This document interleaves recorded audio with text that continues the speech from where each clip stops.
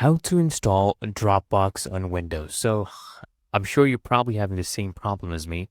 So you go ahead and install this Dropbox installer, you download this and you try to install it.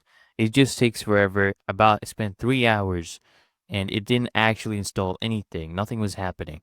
So what I found is this. This is a offline installer. If you go ahead and click the link in the description, go ahead and download this. Let me show you. I'm going to install it in front of you right now.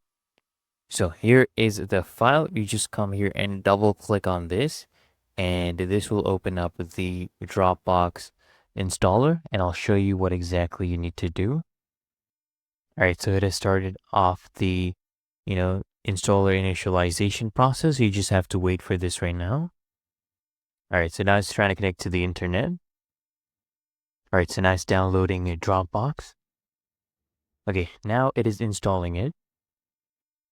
All right, here we go. Dropbox has installed. Now I just have to go ahead and sign in and you're done. It's really that easy and simple, guys.